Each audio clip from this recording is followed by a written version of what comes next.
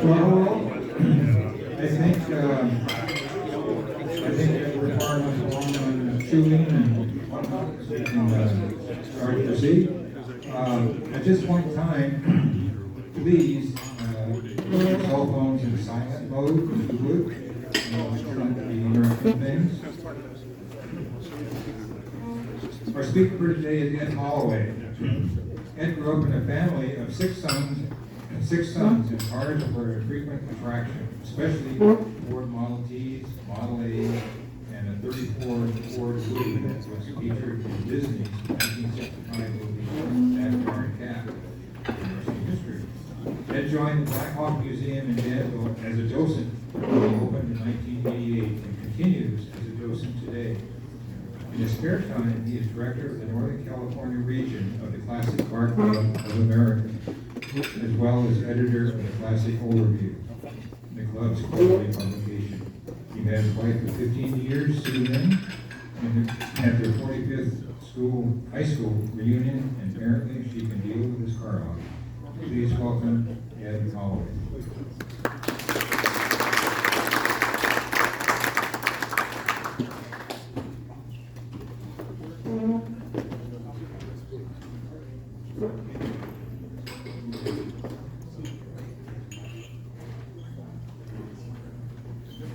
Hey, what's happening?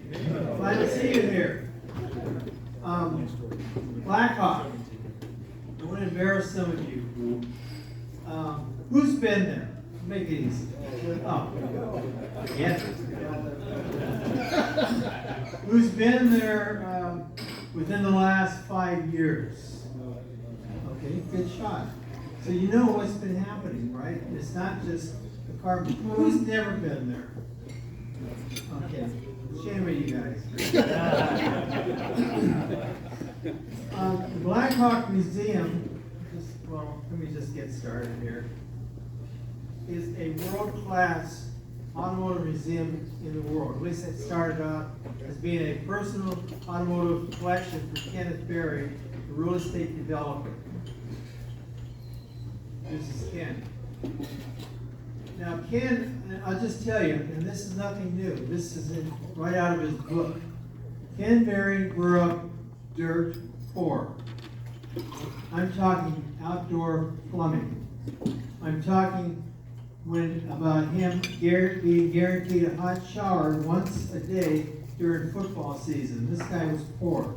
And not only that, his mother said to him one day, "Son, you better make it on your brain because you're not going to make it on your looks." True story. Can you imagine? He married the most wonderful person, Pat, who was very warm and generous. And Ken was very warm and generous. Very nice people. So he got started. Going to work. He got a job selling cars in a used car lot, and ended up owning it. And then went on to other things. He went to Fort Lauderdale to look at a deal to buy into a car dealer down there. Put money down on a house. Before it was completed, he sold it for more than he bought it for. Did the same thing, same result. And then he scratched his head a couple of times and said, "I'm in the wrong business." So he started to develop real estate in Florida. Got into commercial. Then he heard about this place in California, the Blackhawk Ranch, and he flew out here. He bought 4,800 acres to display his car collection to the public. Folks, in 1988, let's say 1887, when this was being purchased, if you know anything about that part of the world, there's nothing but farms. Nothing but farms. Not only that, but Crow Canyon, a major artery to San Ramon, did not go through. Then there's this guy from back east, and I want to build this big development called Blackhawk. And what do you think the neighbors said? Yeah, I mean, no way, get out of here. And through some politics, through donating 1,000 yards, 1,000 acres, to the Mount Diablo, pulling a few strings. That was happening. And I will tell you, when I started the museum, that was it. There was nothing around there. I would park my car down and hike up that hill. There was nothing there.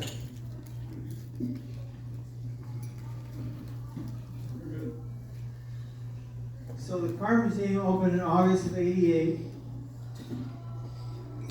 That's what you'd see when you come in today. It's a Chrysler on the left, and that's 48. Believe it or not, Cadillac on the right. I'm sorry for the quality of the pictures. They look better on my camera than they do here. The Cadillac on the right, you wouldn't know that it was a Cadillac unless you saw the steering wheel, the symbols on the steering wheel. Was one of two designed by quite an amazing cabinet designer named Jacques Sauchet, who had wonderful designs, and that's the 48 Caddy. This gives you an idea of how the collection looked. Can you imagine? When you walked in, the walls were black, you had black tile, and that was a result of Don Williams, who was in Paris. He was going down the Champs-Élysées. He looked in the window of this jewelry store, and everything was black except for the diamonds with the lights on it. That's where it all came from. There's a guy named Lord Montague. Lord Montague's father was the first shock London by driving into the house, by driving a car into the House of Commons. Drive a car, can you imagine? But his son, Lord Montague, loved this collection. It was his favorite collection in the world. World class. I mean, look at this. You saw that all over the place. There were two levels. One was a historical gallery down below, and then upstairs was the Hall of Treasures. And we'll get into that in a little bit. But this is how it all started. The first car, the oldest car that we have, let's see,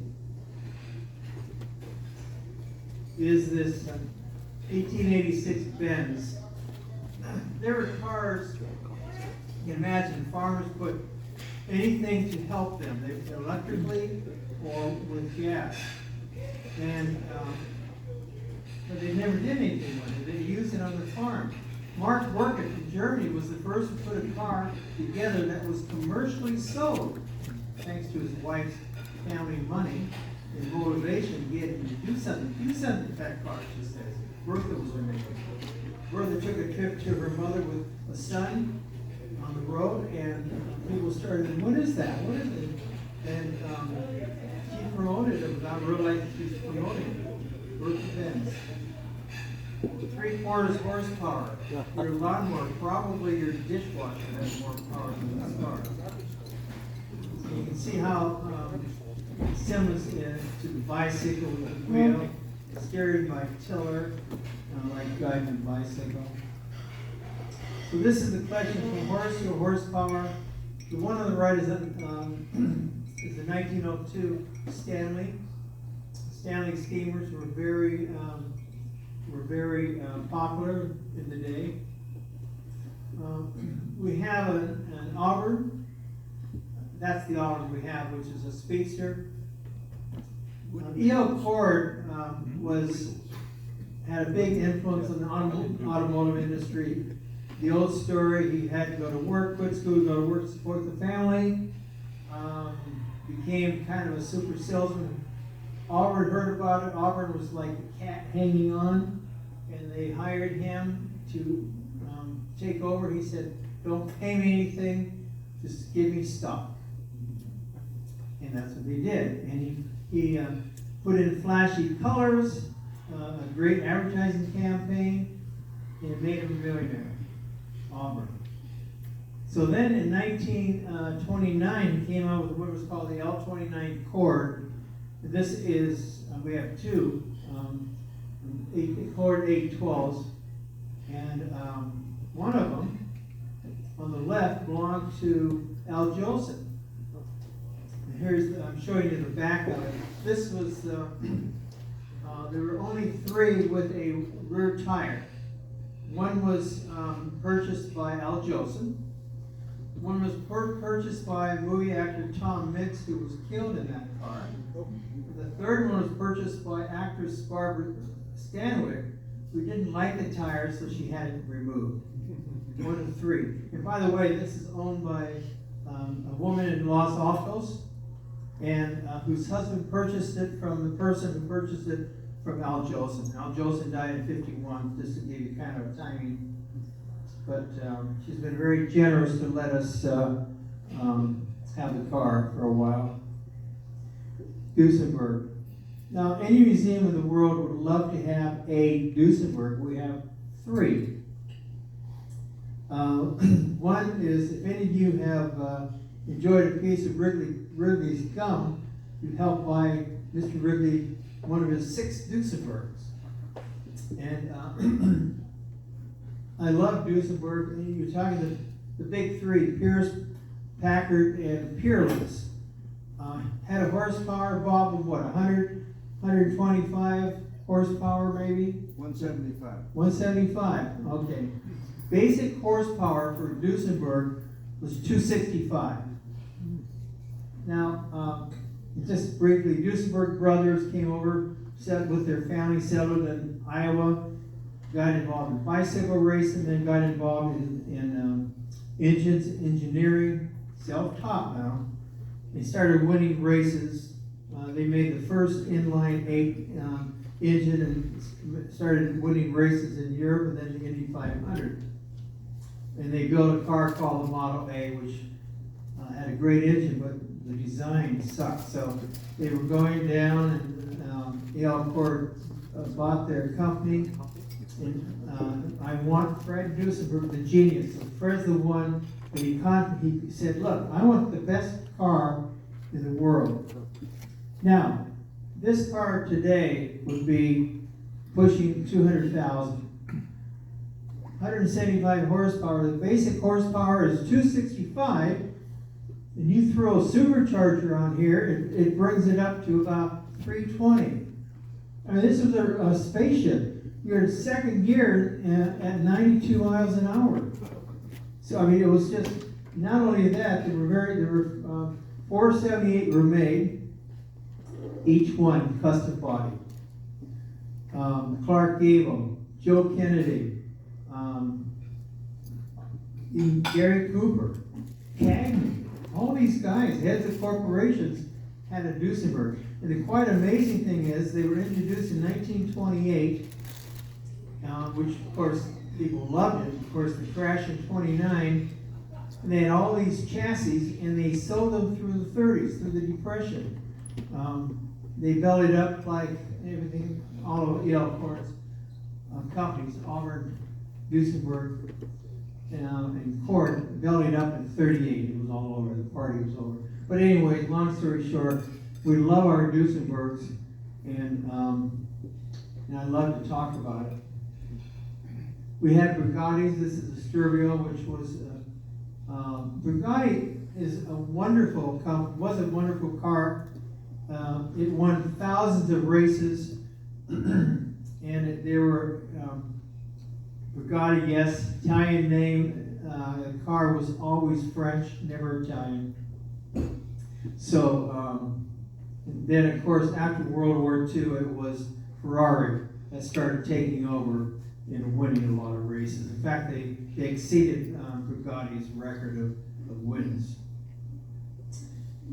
This is one-off 1935 Hispano Suiza on one of 204 made. Hispano Suiza was just really a great car. It was this guy named Mark Burkett, who was Swiss, worked for a car company called La Coudre in Barcelona. La Coudre was going belly up. He got some investors together and took it over and named it Hispano Suiza. Hispano because the cars were made in Spain at the time. Suiza because he was Swiss. World War I came about. The Allies were looking for a better engine for their aircrafts than they had, and he came forward and said, I have this engine I think you guys could use. They tested it for 50 straight hours. They chose his engine, and the majority of the aircraft engines in World War I were Hispano Suizas. It didn't matter if it said, England or United States or France. It didn't matter what it said on the outside of the plane. They were all Hispano Suizas. And after the war, a guy named Andre Dubonnet, if you've heard of the Tulip Wood Tourer, that was his car. That was Hispano Suiza, and with that exceptional engine. You could buy it today if you have some loose change for about $30 million for the tour. Any decent car magazine or book would have that car in it. How's this for a car? This is called Cervez. This was quite the moment, quite the car. One off in 1936. I don't really like this car. I think it's ugly. It's one of the basic designs of the 48 Tucker, if you can believe that. Never used, thank God. The wheels turn with, fenders turn with the wheels. The car originally, the one-off car was lost in years past, but remade. So this is not an original car. This is a duplication. We have our Mercedes, the 300 SL, and the Roadster. After World War II, the Mercedes 300 was making some very impressive wins and decided to make this exquisite gull-wing. And there was an importer, American importer by the name of Max Hoffman. And Max told Germany, you should make these things and sell them to America because Americans have the money. These cars, 1955, a gull-wing cost $6,250. 1955. You think you can maybe buy a house for that much? Clark Gable had one. And that's what they did.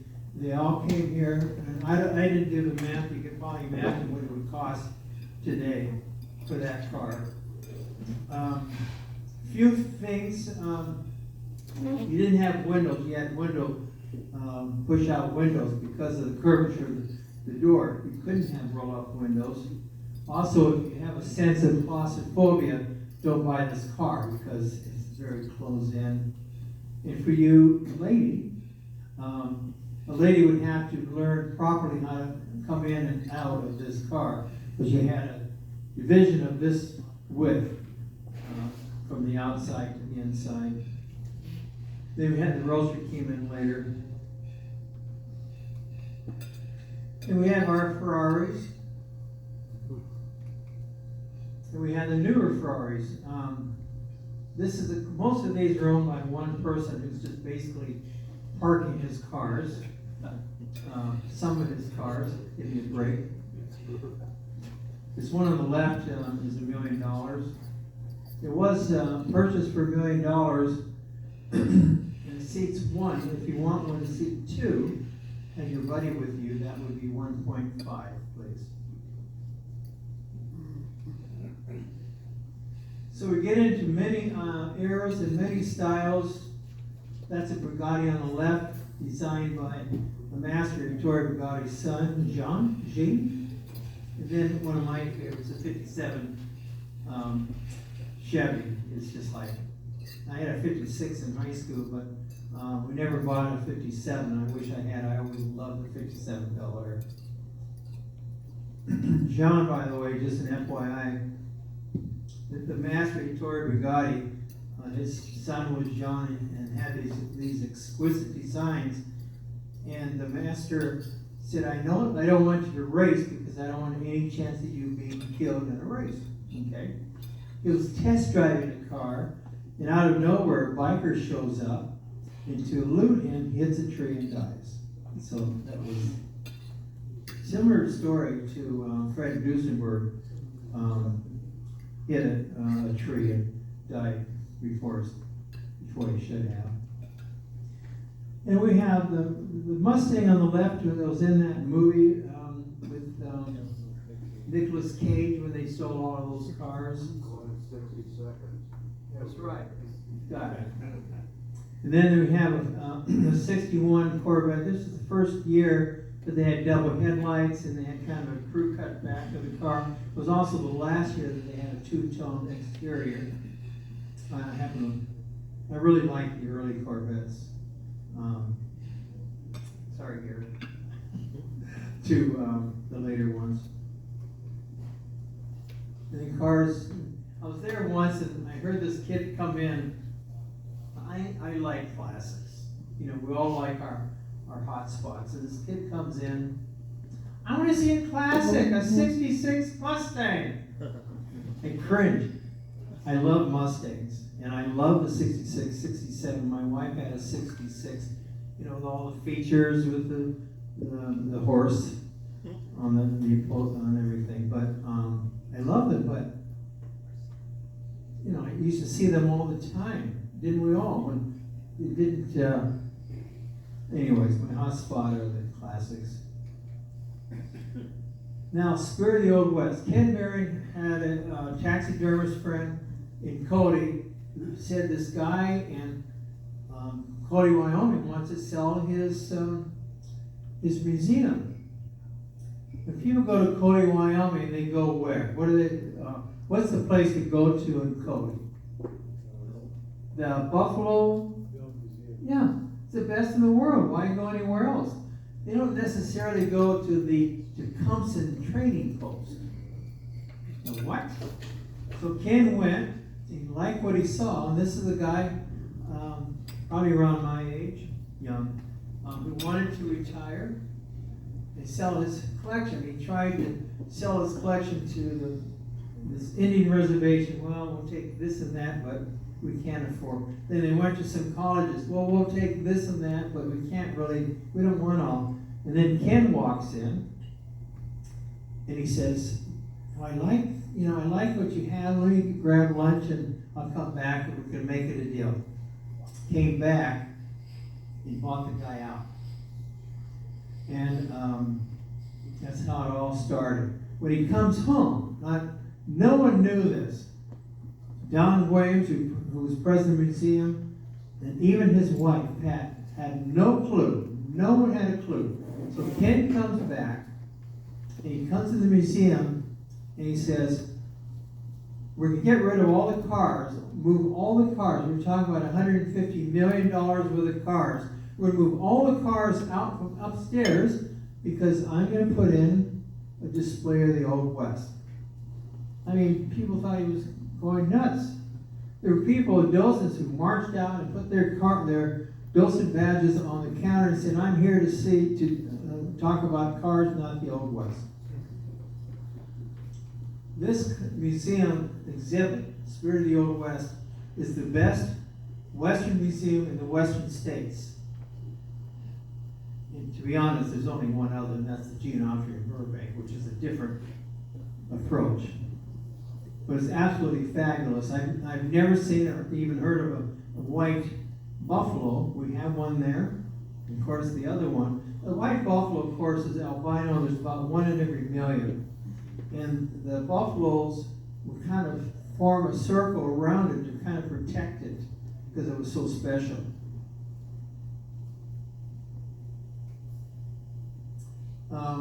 It's a focus on life on the northern plains Indians, and basically the plains of the Lakota Sioux. See that diorama on the left. This diorama is 140 feet wide. It's the second or third widest diorama in the country. The number one is Gettysburg, and number two, perhaps, would be Atlanta, and this is number 3. The guys, when we were young and our sisters were playing with dolls, what were we doing? We had those little metal Indians, cowboys and Indian soldiers. Remember all that? 5,000 of them on here. 64 different events. The Wells Fargo Express, the Oregon Trail, hunting buffalo. There were 3 or 4 scenes on Custer's Last Stand. And you can be standing there and looking, and then they tell you from up above what you're looking at. Really quite amazing. That's what really sold Ken on this whole thing. The guy had it in a circle. Ken decides to spread it out against the wall. And it's just a mind blower. I get excited every time I walk in. This is a shaman outfit. It was for ceremonial purposes. A shaman would be a spiritual leader of a tribe. And there were men or women, and more than one. One became a shaman by having a vision and would approach the council of the tribe and maybe bring about some healings. And that made him a spiritual leader of the tribe. Every tribe had their shaman. This is famous ghost dance. There's a black 308 Ferrari in the parking lot. The horn is stuck and it's blowing continuously.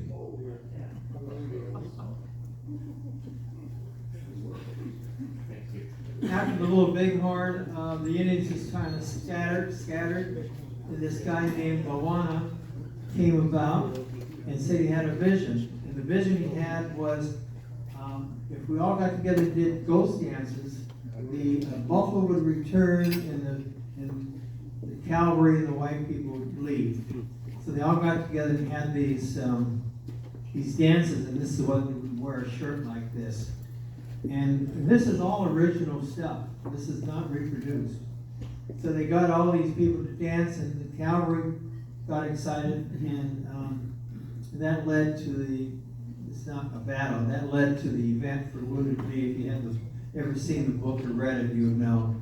Very dramatic, but that led to the Battle of Wounded Knee, where we pretty much wiped out the Indians, unfortunately.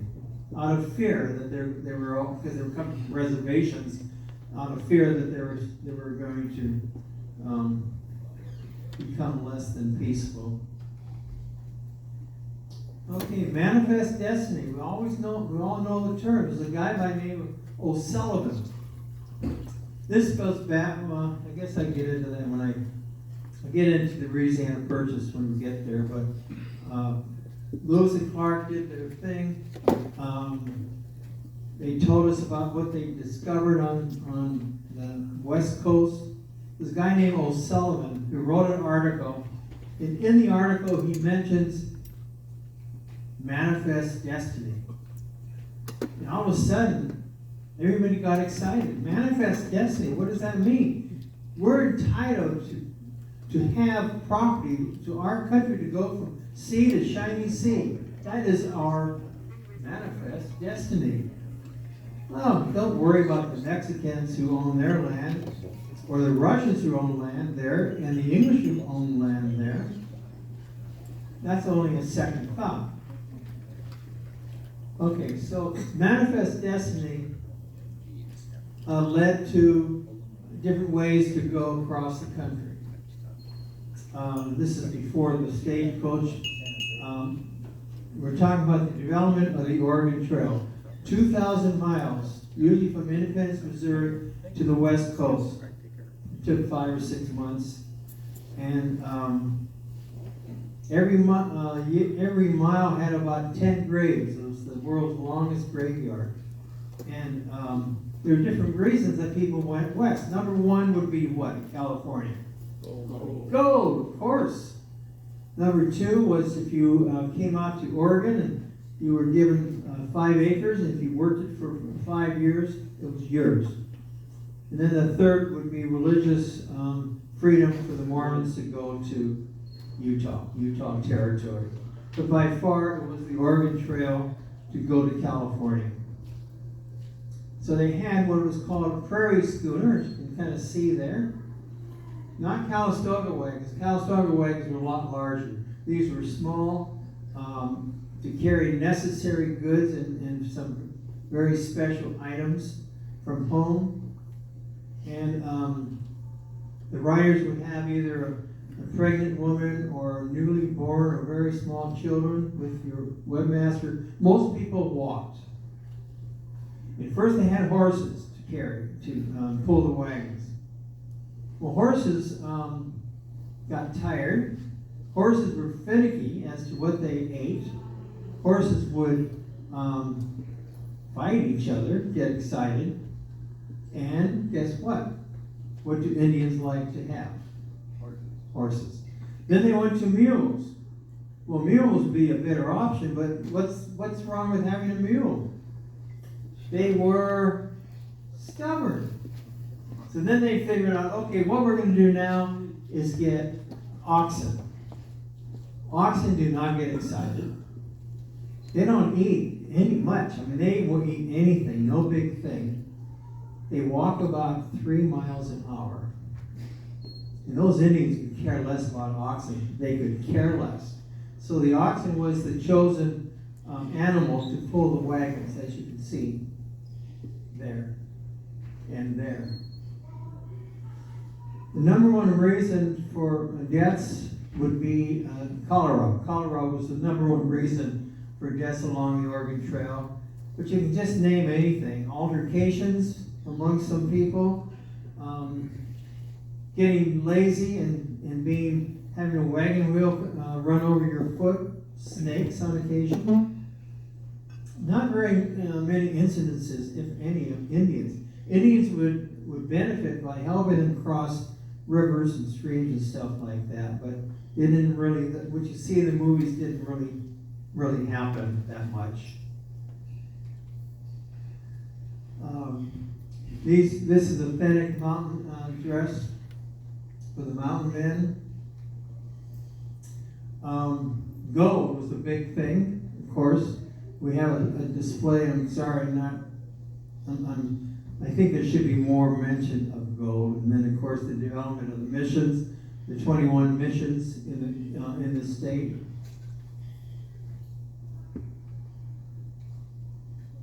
Then we point out various California women who were the first.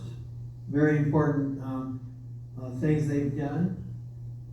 From a woman who was the first doctor, the first attorney. Charlie Parker, who was a stagecoach driver who, it wasn't until Parker passed on that it was discovered that he was a she.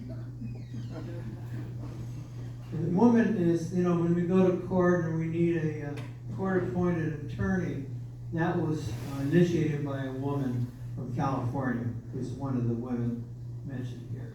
The first female millionaire in California was an African-American woman. So this is alive. We had a early Buffalo Bill movie. The people from the Buffalo Bill Museum were most gracious in coming out, giving us some things. We had Annie Oakley's gun and Buffalo Bill's saddle, things like that. They helped set us up, the whole operation. Folks, for those of you who've seen it, it's exciting. You walk in and all of a sudden you're in a different world. That's a little bit about what we have for Buffalo Bill. So next we have a short display of Africa. It's called Art of Africa. We mentioned the Maasai. Maasai, that's their home. It's mud and urine, basically. And they jump. Those are the ones that jump. And the ones that jump the highest are more attracted to the women. That's why they try to jump high, I guess. The Portuguese, when they settled in that area, tried to convert them. And they stood fast. And they said, we have thousands of years of background for our civilization. Why would we want to change? It would be an insult. And so they maintained that they raise cattle and people come visiting them. Then we have the Macondi. Macondi is, they're well known for sculptures. They make sculptures. That sculpture on the left, by the way, is close to the entrance and it's up almost touching the ceiling. It took this guy 33 years to carve this animal tree. Now, if I was going to be spending that long on a sculpture, two thoughts would come to me. Number one, I hope I don't screw up. It's And number two, who's going to buy this? Well, I guess we did.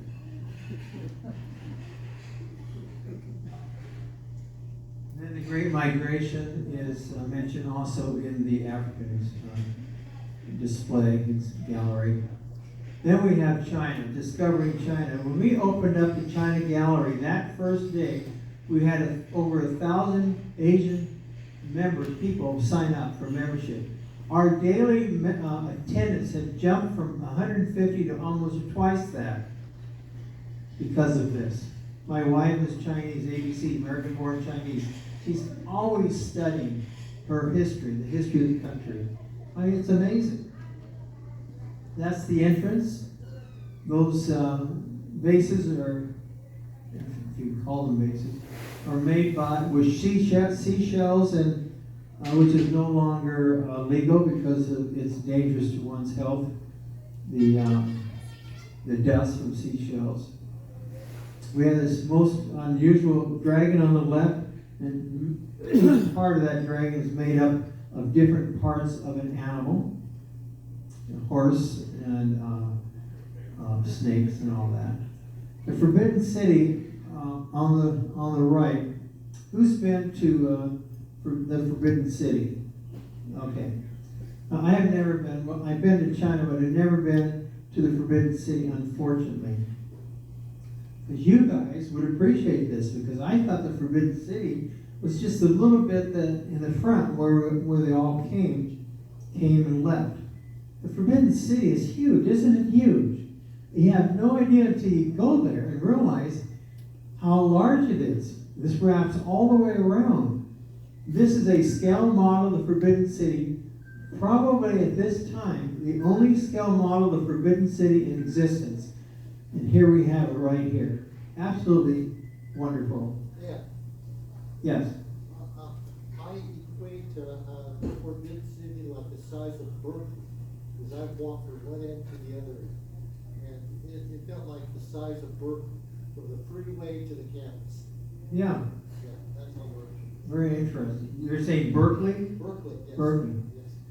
Yes. He said it was similar to the experience of walking The freeway to the from the freeway to the campus.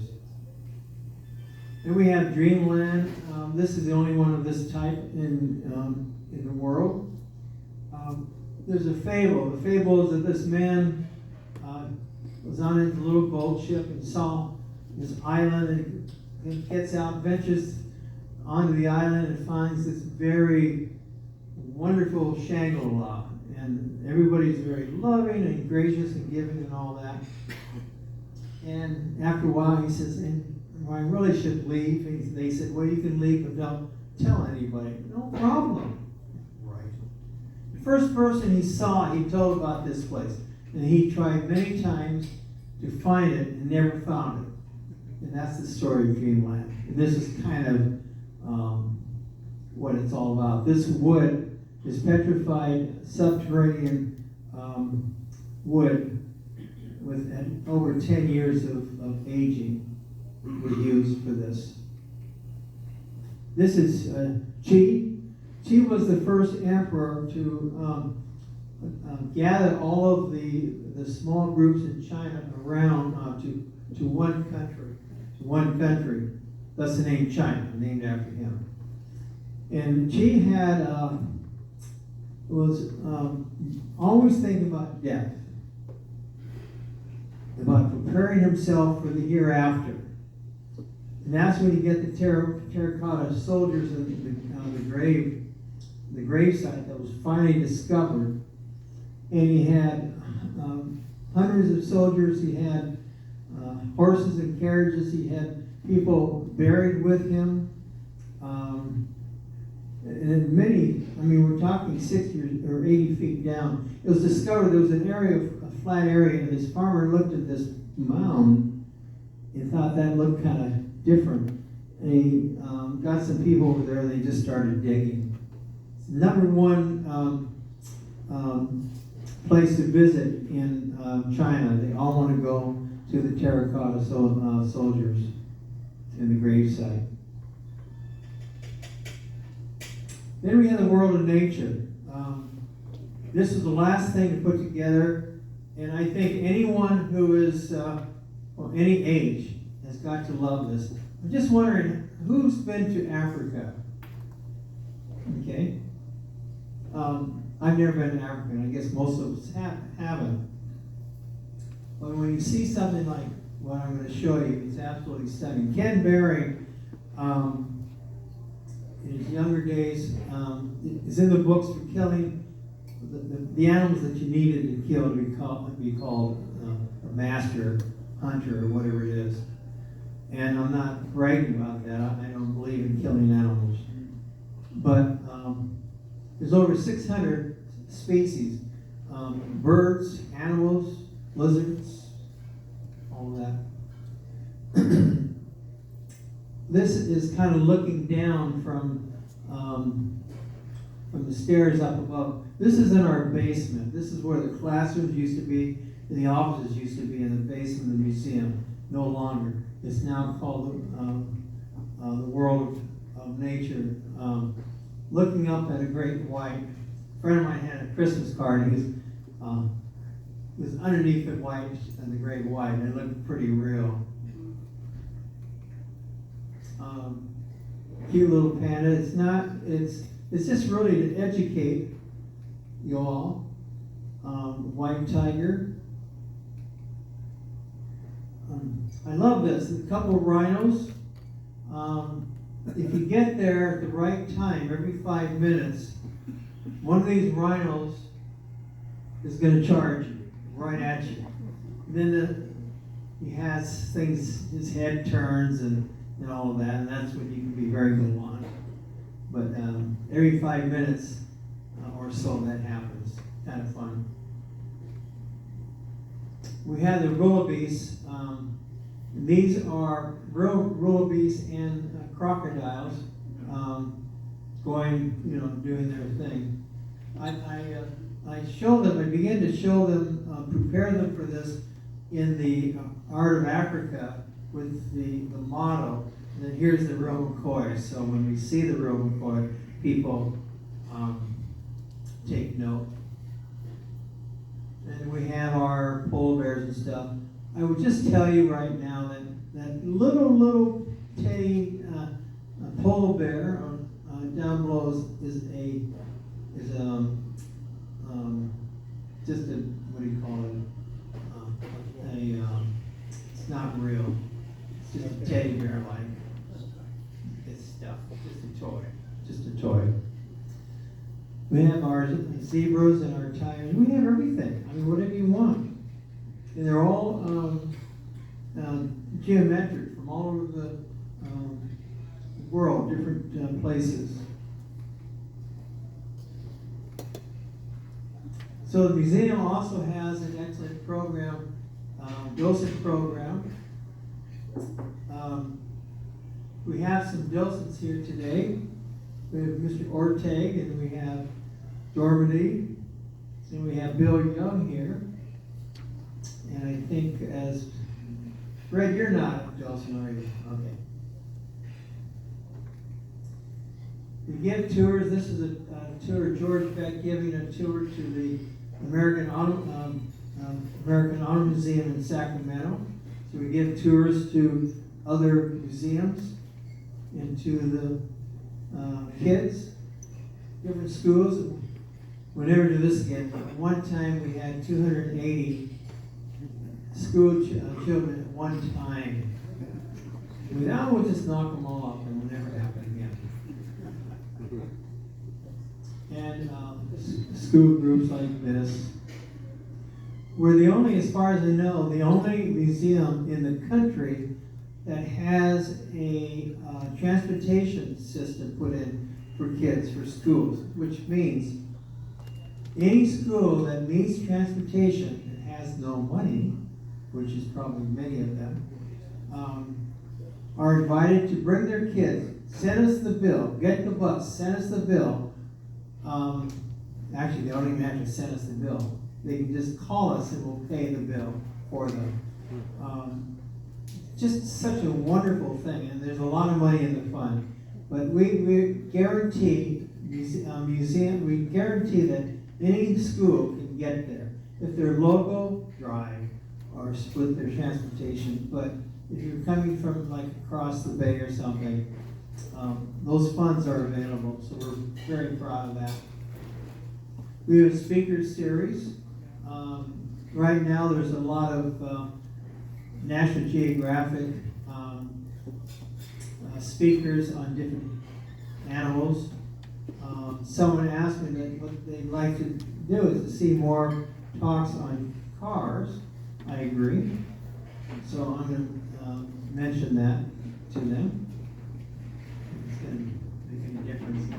We have special activities here. I was married at this facility, and Normandy was.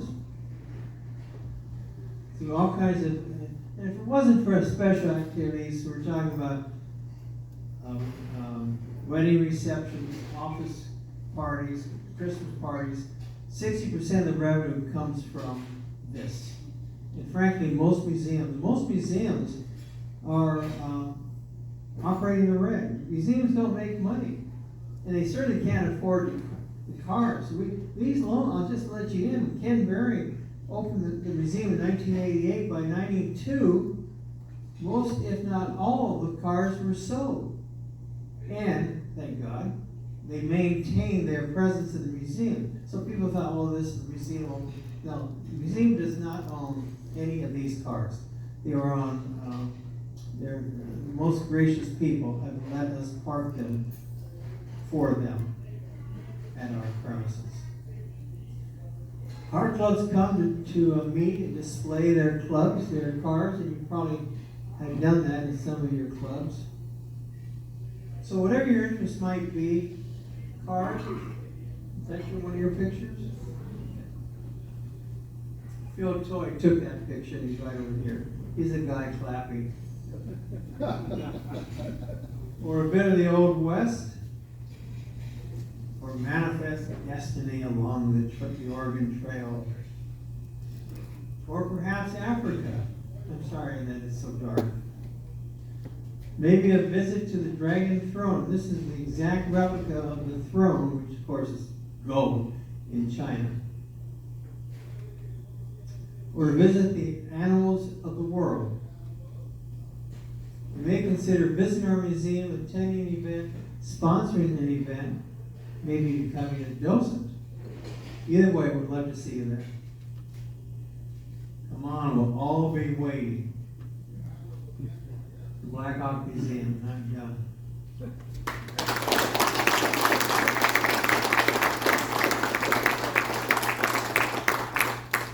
I'm here to answer any and all questions if I can.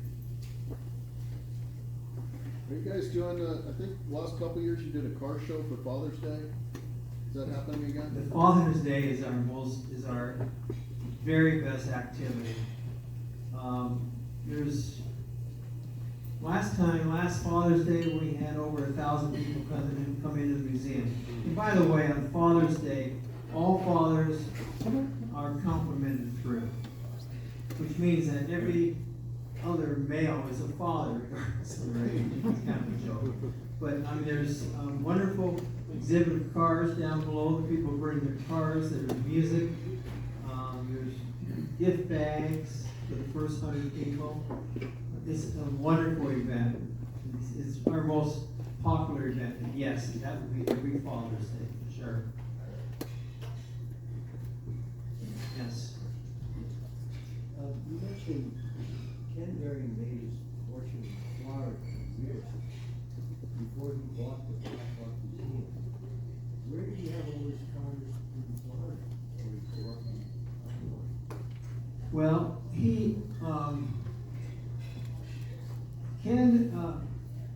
Ken liked cars, but he didn't know about what he liked. And he met this guy, Don Williams. Don Williams knew cars didn't have money. Ken had money but didn't know cars. Wow, what a beautiful relationship. So Don, and it wasn't really until he moved out here that he started putting this stuff together. He must have started in Florida a little bit, but then he just started buying all kinds of cars. They got to the point when they would go to an auction. And Ken would be here, and Don would be here, and Don would look over at Ken and say he would bid on it. But it got to the point, because Ken was so sharp, that he could pretty much estimate the value of a car as much as Don would. So he knew if he was getting a really good deal or not. We're talking 100 to 150 cars. And I mean, and we're talking about really back in the 80s, and when, you know, you had got a pretty good deal on some of these cars at that time. Yeah, that's some of the wonderful. I mean, we had a 1926 Hispano Suiza tulip wood. We had a 33 silver arrowhand. We had a special roadster, 36 Mercedes-Benz special roadster, 50th anniversary of the car. We had that silver Daimler, 1926 silver Daimler. I mean, these are like, and on and on and on. These cars are worth millions today. And Ken sold the collection. And those cars stayed with the collection. So you're walking through, oh, God, this is really great. Gosh, they have all the, yes, we have the great cars, but they weren't ours. And some of that, frankly, is Don Williams, who was president of the museum for years, and was very, very big and influential in the Pebble Beach Concours, just had the connections. And I'll just tell you one other thing. Some of the cars on the ground floor are for sale. And one of the things that was really nice was Don was a car salesman. It didn't matter if it was a 66 Mustang or 29 Duesenberg. He's a car salesman. And guess what? He would have the cars on the ground floor of the museum. I was looking at a 36 Auburn Speedster. I really liked it. And it was sold. I said, what happened to it? Don was with a doctor, going through the collection. The doctor said, gosh, I always wanted a 36 Auburn Speedster. And Don said, let me show you one. Sold it on the spot. So he brought people over to the ground floor, to the collection, showed them the cars were for sale, and then they went back to Don's office to do the deal. He said, I never sold any, I showed them, but I made the deal away from the museum. And that was one of the reasons why we've always had such a great selection of cars, and probably a decent reason why a lot of car museums didn't like us, because we were so special. Lord Montague wasn't too far off the mark with some of the things he's seen. I'm just blessed, folks. I walked in, I was going through divorce in '88, about a month after they opened, and I walked in and asked if there was anything I could do. They haven't been able to get rid of me, because it was what I've learned, and the cars that I've seen go through those doors. Some of the best cars in the world, can you imagine? And over the years, and I just feel very blessed for this experience. Yes? Is there a restoration shop associated with the museum? The majority of the cars at the time was done, Don had his cars done at a guy named Mike Fennell, who lived in the Saugus, Newhall area, a portion of Los Angeles. And some of the cars he's done, one Pebble. Mike passed on some years ago, just a really super guy. But his teams maintained the business, so that's where Don took his cars to get fixed. They still ship them down there to have things? As far as I know. Okay. Any other questions?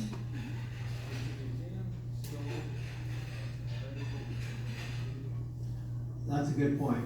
I'll put out two points. Question was, is Cal still associated with the museum? No. And the reason is that they had us so that board of 5, 3 from the museum and 2 from the university, and vice versa. And Ken just thought it'd be better to,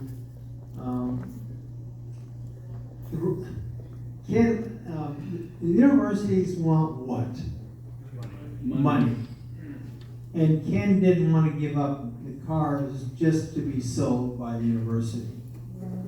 And so that didn't, and plus we were the westernmost affiliate to the Smithsonian. And that's why we were able to get some really, really cool stuff from the Smithsonian, including the first American car, the 1893 Duray, which is really fun to talk about. But there's two galleries, if you've ever been to the Smithsonian, to notice it. Ken Berry has a gallery there. It's called the Freedom Walk. The red skirts are coming. He had one of the red skirts, one of the shirts from the Revolutionary War, a shirt owned by Custer, stuff like that. And we donated a lot of money to the Smithsonian, which is probably why they made us an affiliate in the West and how we had this relationship. But there were some things, some screwy things that the Smithsonian pulled on Ken, and he just dissolved the relationship. So we are no longer have an association with the Smithsonian. It's the museum. The head man is Ken's second oldest son, David. David is the gleam in his father's eye. When Ken owned the Seahawks, David was the president. Ken was the chairman of the board. He's always in on the decision. Just a cool guy. Went to Princeton, then went to the University of Florida for his law degree. Just a very nice guy in charge. And it's really, since Ken passed on, it's really more. It's transitioned from more of a small family-owned museum to much more structure, which I don't like, but it's not as quite as informal as it used to be. But you're looking at a world-class. I've seen people from all over. I've seen people from the city, from down in the peninsula, San Jose. I met a woman from out of state whose son and wife lives in Danville. She came to visit them and told them about the museum. She got on the internet and brought them. We give talks to service clubs, the Rotary, Kiwanis, to retirement groups. And I always ask, and I'm talking about Danville groups, who has not been to the museum? I even ask, who's never heard of the museum? It's only been 36 years, no rush. So, I always get something like that too. It's just a wonderful experience, folks. I mean, you go with, I don't know whatever your interest might be, it's got to be either cars or China, maybe the Old West, the animals downstairs. And the thing about the animals downstairs, you see them, but it's one of the very, very few collections where you actually hear them. You're hearing the noise. It brings you into the whole experience, especially that rhino is waiting for you. So anyhow, I guess if there's no more questions, I guess I'll call it a day.